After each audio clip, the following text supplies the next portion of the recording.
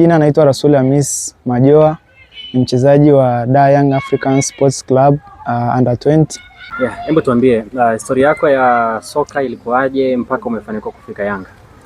Historia yangu, kwanza napenda kumshukuru Mwenyezi Mungu kwa kupata nafasi hii, kwa sababu haikuwa rahisi, na hivyo tunavyojua kila mtu anaipenda nafasi hii na kila mtu anahitaji nafasi hii. Sasa nilipata malezi yangu katika kituo cha City Ideal Sports Academy kuanzia nikiwa na umri wa miaka chini ya miaka 13 mpaka nilipofikisha umri wa miaka 17 nikapata nafasi ya kwenda kujiunga na Dar Young African Sports Club.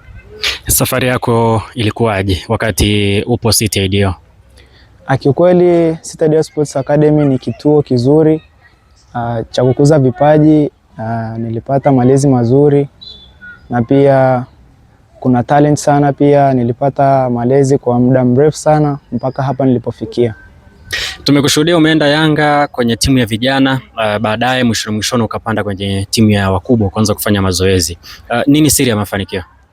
Siri ya mafanikio, cha kwanza ni kupambana, yani kuonyesha jitihada katika kiwanja cha mazoezini, kwa sababu tukiangalia mpira wa sasa ni mpira wa maelekezo, na pia unatakiwa kumsikiliza mwalimu. Sasa pale utakapoweza kumsikiliza mwalimu ndio hapo utaweza kupata nafasi kubwa na kubwa zaidi.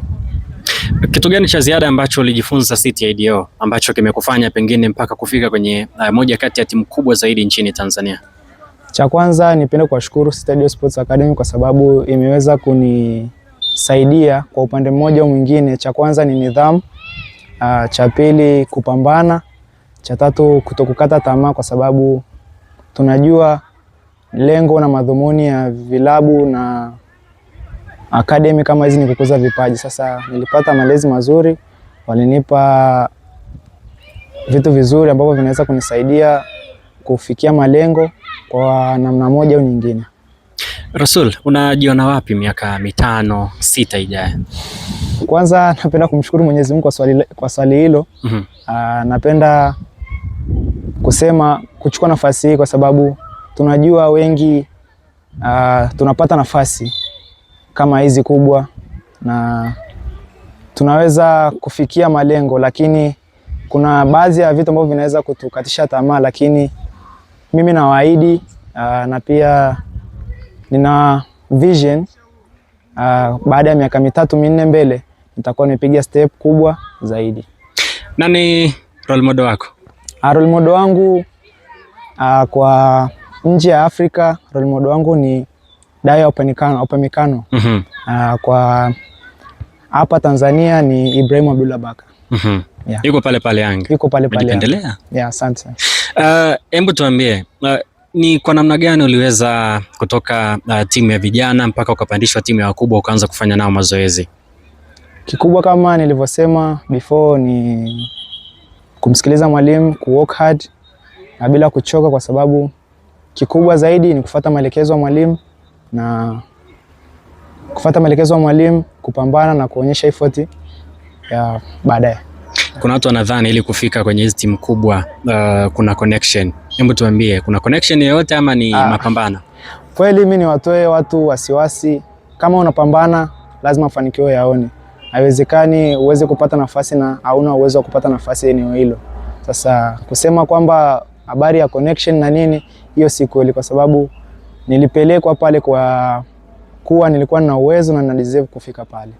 Sasa ni watoe wasiwasi kwa wale ambao wanapambana, waendelee kupambana, nafasi zipo, unaweza kufika hapa pia nilipofika. Soka la Tanzania unalitazamaje hususan kwa vijana? Tumewapeleka under 17 mpaka finali ya AFCON.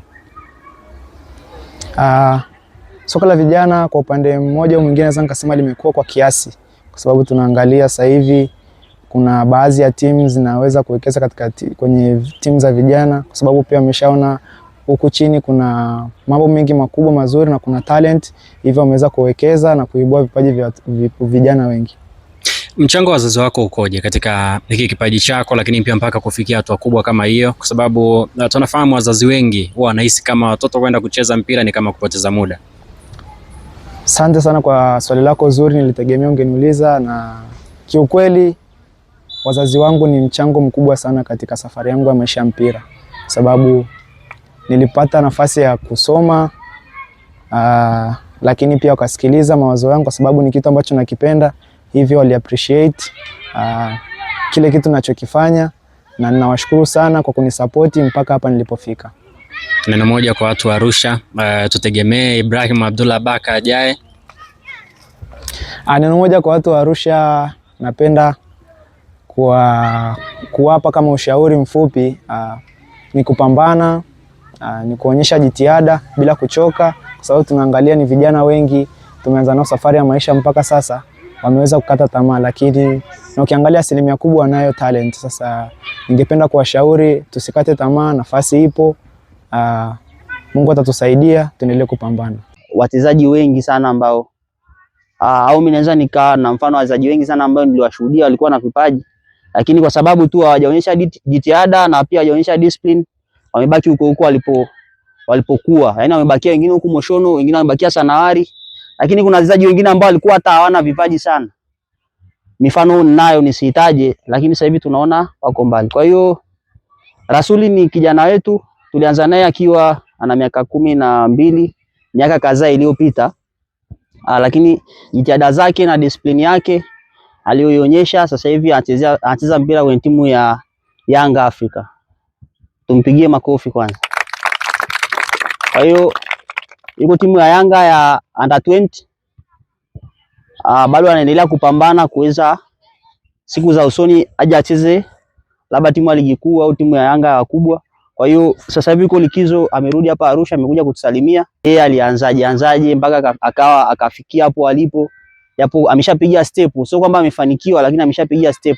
Lakini hiyo step aliyoipiga yeye, kuna vingi ambavyo aliweza kukutana navyo, vingine vizuri, vingine vibaya. Kwa anaweza akawashauri ili na nyinyi msiweze mkaingia kwenye hivyo vitu.